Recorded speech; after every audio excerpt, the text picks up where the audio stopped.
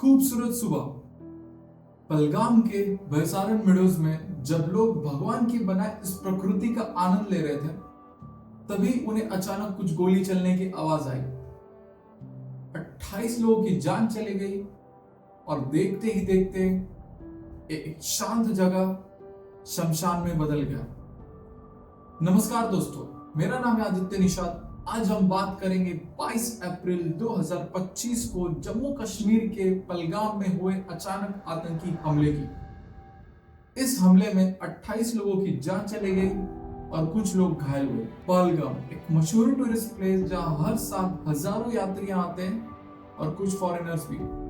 ये जगह अपनी शांति और खूबसूरत वादियों के लिए जानी जाती है, लेकिन किसे पता था कि इस बार यह जगह एक अचानक हुए खतरनाक आतंकी हमले की गवाह बन जाएगी। 22 अप्रैल 2025 को दोपहर के 2:02 पे आतंकवादियों ने बैसारन के पास एक रिजॉर्ट पे ठहरे हुए लोगों पे अंधाधुंध गोली चलाई। उनको मारने का सिर्फ एक ही कारण था, उनका रिलीजन हिंदू। सोचो, मारने का कारण हिंदू धर्म। उन लोगों ने उन आतंकवादियों ने यात्रियों से पूछा कि तुम्हारा धर्म क्या है। जिन्होंने हिंदू कहा उनको वहीं पे गोली से मार दिया, और जिन्होंने कुछ और कहा उन्होंने क्या किया, उनका पैंट उतारा, वेरीफाई किया, और जो नॉन मुस्लिम्स थे उनको वहीं पे गोली से भून दिया।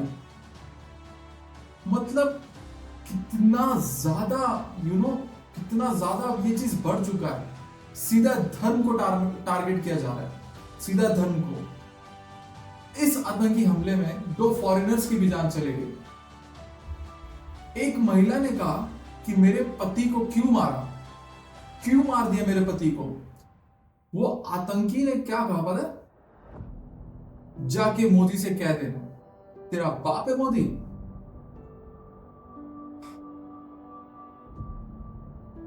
क्या कहें, धर्म को लेकर टारगेट किया जा रहा है, डायरेक्टली धर्म को। और ये कुछ क्लिप्स है जो दिखाते कि ये आतंकी हमला कितना ज्यादा खौफनाक था, कितना डर बैठ गया उन लोगों में। अपने आप बोले ना मुझे थी, क्या बोलते भेलपुरी खाने से मेरा पति साइड में था। एक इंसान आया, उसने उसको गोली मार दी। यहाँ पे उसने बोला कि शायद मुस्लिम नहीं है, उसने उसको गोली मार दी। नहीं, आप टेंशन मत लो। अब बेटा आप यहाँ पे रहो, हम साथ में। मैडम ये जो भीड़ सब है प्रेशर, आप टेंशन मत लो। मेरे पति को बचा लो। हम बचा देगा, कोई बात नहीं भाई। दब से मन युवा डिजाइन किया है। ठीक है, हम बचा देंगे ना, आप टेंशन मत लो। मैं आ रहा हूँ। मैं कहाँ पे आपका ये हस्बैंड? क्या हुआ इसको, क्या हुआ? Please ask for help. We don't need Okay, don't worry. You okay? You need a water, sir? Sir, we'll manage. Just ask for help. Okay, you first you give the hands water, drop of water. Take a drop of water, sir, please. पट्टी करता हूँ आपको। अरे नहीं, हम लोग फौज हैं, हम लोग बैठो, हम लोग फौज हैं। बैठो। मेरे बच्चे को अरे हम लोग फौजी हैं, कुछ नहीं करेंगे। आपकी सेफ्टी के लिए आए हैं, आपकी सेफ्टी के लिए आए हैं। बैठो, आपकी सेफ्टी के लिए आए हैं। हम इंडियन आर्मी हैं, बैठो। ये इंडियन आर्मी। आप लोग कहाँ से आए हो? कहाँ से आए आप लोग? आपके बच्चे कुछ नहीं करेंगे, थोड़ा बताइए। हुआ इस हमले की जिम्मेदारी द रेसिस्टेंट फ्रंट नामक एक मिलिटेंट ग्रुप ने ली है। द रेसिस्टेंट फ्रंट TRF एक नया आतंकवादी संगठन है जो अगस्त 2019 में जम्मू कश्मीर में आर्टिकल 370 हटाए जाने के बाद सामने आई। रिपोर्ट्स के मुताबिक TRF को लश्कर-ए-तैयबा का एक झूठी आर्मी माना जाता है। इसका मकसद है कश्मीर में मिलिटेंसी को एक लोकलाइज फेस देना है, ताकि कोई भी टेरर अटैक एक लोकल मूवमेंट लगे। रिपोर्ट्स के मुताबिक इसका जो मास्टरमाइंड था, इस अटैक का जो मास्टरमाइंड था, उसका नाम है सैफुल्लाह खालिद। सैफुल्लाह खालिद को 2017 में एक प्रेस कॉन्फ्रेंस के दौरान MML मिलियन मुस्लिम लीग का प्रेसिडेंट इंट्रोड्यूस किया गया। उस पर यह आरोप है कि वो आतंकवादी संगठन लश्कर ए तैयबा LET के लिए काम कर रहा था और ऐसा माना जाता है कि उसके हाफिज सईद LET का को फाउंडर से संबंध है। उसे ऐसे भाषण देते हुए देखा गया है जो धर्म के नाम पे हिंसा फैलाए और ये हमेशा से उसका काम रहा है। ये है वो 4 कुत्ते के पिल्ले जिन्होंने सिर्फ धर्म के नाम पे लोगों को मारा, सिर्फ धर्म के नाम पे। मुझे तो ऐसा लगता है इस 4 कुत्ते के पिल्लों को इंडिया में ला के बीच में हाथ पैर काट के सड़क पे छोड़ दिया जाए और सिर्फ दिन में सिर्फ ऐसा खाना दिया जाए जिससे तड़पे और ये तड़प तड़प के इधर ही मरे। इनको जन्नत चाहिए ना, इनको यहीं पे जन्नत दे दो। इनको जन्नत चाहिए, इनको यहीं पे जन्नत दे दो और बात खत्म करो। प्रधानमंत्री श्री नरेंद्र मोदी जी ने इस घटना की कड़ी निंदा की। होम मिनिस्टर अमित शाह जी ने तुरंत एक्शन लिया और इसका रिजल्ट सामने आया। हमारे देश के इंडियन आर्मी ने 48 घंटों में 2 आतंकवादियों को मार गिरा। ये है मेरे भारत की एक नई आर्मी। सोचो इसी जगह अगर पप्पू जी होते तो क्या होता? अभी तक डिस्कशन खेल रहे होते, कोई डिस्कशन लेते नहीं और अपने माई बाप से पूछते जो पाकिस्तान में बैठे हैं। ये कुछ न्यूज सामने आ रही जो इंडियन गवर्नमेंट ने डिसीजन लिया इस हमले को देखते हुए। डिसीजंस आर 5 न्यू डिसीजन लिए। Wagah Attari border to be close. Wagah border जो इंडिया और पाकिस्तान के बीच में एक फेमस क्रॉसिंग लाइन थी उसको अब ऑफिशियली बंद कर रहे हैं। Pakistani military diplomats declared persona non grata. Indian ने पाकिस्तानी मिलिट्री डिप्लोमेट्स को पर्सोना नॉन ग्राटा डिक्लेयर किया, मतलब उनको अब देश से निकाल रहे, यानी उनको डायरेक्टली बोल रहे चल निकल, फुर्सत में निकल। Diplomatic mission strength to 30 officials abroad. Indian अपनी डिप्लोमेटिक प्रेजेंस बढ़ा रहा है 30 ऑफिशियल्स अब्रॉड भेज के।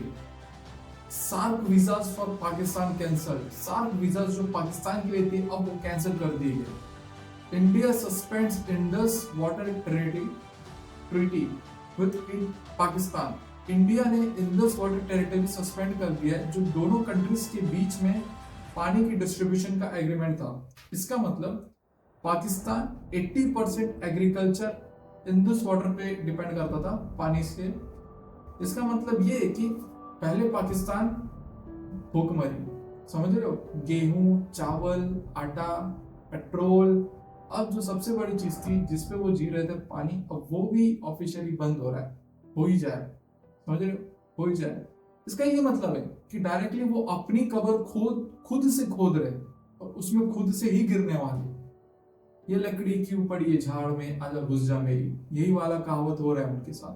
हर हमला दिखाता है कि आतंकवादी टूरिस्ट एरियाज और रिलीजियस आइडेंटिटी को टारगेट कर रहे हैं। यही कुछ है सिमिलर इंसिडेंट्स जो पिछले कुछ सालों में हुए हैं। पहलगाम अप्रैल 2025, 28 डेड, 20 से प्लस लोग घायल, TRF ने जिम्मेदारी ली। रियासी बस अटैक जून 2024, हिंदू यात्रियों के बस खाई में गिराई गई, 9 मौत, 41 घायल। पुलवामा फेब 2019, CRPF कॉन्वो पे सुसाइड अटैक, 44 जवान शहीद। सुंजुवन फेब 2018, आर्मी कैंप पे हमला, 6 जवान शहीद। उरी सितंबर 2016, फियादीन अटैक, 19 सोल्जर शहीद, सर्जिकल स्ट्राइक का सबसे बड़ा जवाब। अमरनाथ जुलाई 2001, शेषनाग कैंप पे रात को अटैक, 13 लोग मारे गए।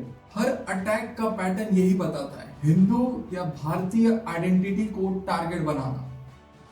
अब मेरा सवाल है उन लोगों से, उन लोग कह रहा हूं, उन सेलिब्रिटीज से, उन बड़े बड़े सेलिब्रिटीज, बड़े क्रिकेटर्स, बहुत बड़े बड़े इन्फ्लुएंसर्स, जब हिंदू पे अत्याचार और कुछ भी होता है, फेस्टिवल्स, आतंकवादी अटैक, तब ये लोग कहां चले जाते हैं?